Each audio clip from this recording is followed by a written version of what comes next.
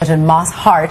Tony's performance is not to be missed. Take a look. Excuse me, I'm going to bed. Wait! We want to hear all about Atlantic City! No, I have to get up early to finish the play so we can pay for Mrs. Levine's dresses. What? It's not finished. Why isn't the play finished? How can the play not be finished? We're seeing it in a week. Good night. They sell tickets to a play that's not finished.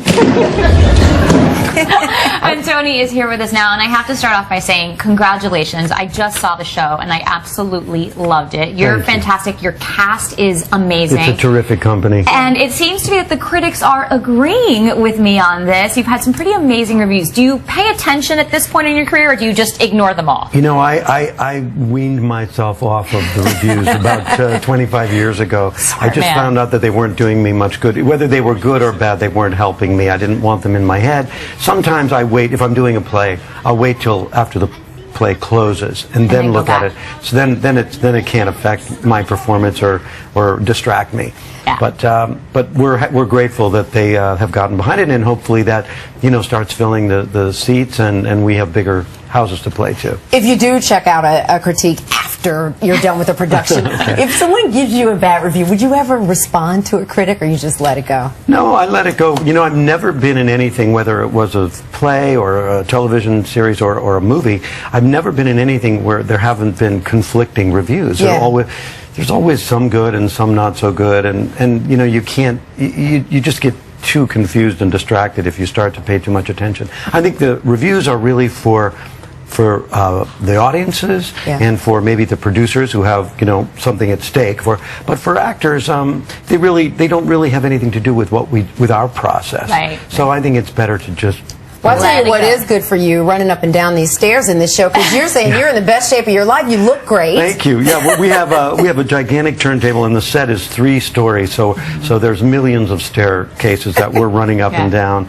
And I can eat whatever I want again. I love That's that. fantastic. No, let's talk about your character in the story, because this is about Moss Hart, and I didn't know anything about this story when I went in to see it. So for people that don't know who he is, tell us a little bit about, because he's pretty important. Yeah, well, that's kind of what's great about this play, is that people are reacquainting themselves or getting to know this figure of Moss Hart, who was an icon in the American theater back in the 30s and 40s and even into the 50s. He started out, it was a rags to riches story. He started out in a very poor upbringing in the Bronx, and by the time he was 26, he had his first collaboration with George S. Kaufman, who I also you play. also play. And they had a wonderful success with a play called Once in a Lifetime. This was 1930.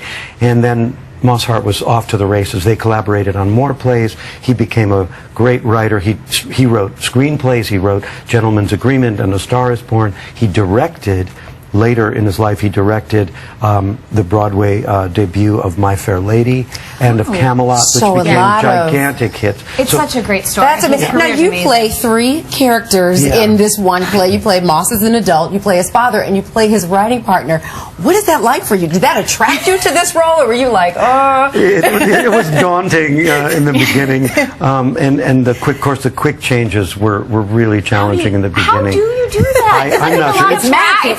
It's Broadway magic. I was like, are they going to use like CGI in this play? Like, what's going to happen? Because it's amazing how quick you're in and out. It's pandemonium backstage, I'm telling you. But it's sort of what's great about what James Lapine, the director who also adapted the piece, it's almost cinematic in the way this play moves, and the way I'm not the only one changing quickly. I mean, there's 22 actors playing 50-some roles, and everyone's changing clothes, changing wigs, and it's fun. Well, it's an amazing role for you. You have another amazing role coming up. You're going to play Splinter, the voice of Splinter, in Teenage Mutant Ninja Turtles. So we cannot wait to see you in that. And just one role in that movie. Yeah. Or maybe we'll voice all the turtles. Well, for more info and tickets for Act 1, you can head to lct.org or telecharge.com. And if you're in the mood to see a fantastic show, I have to say, go see this one. It's really, really good.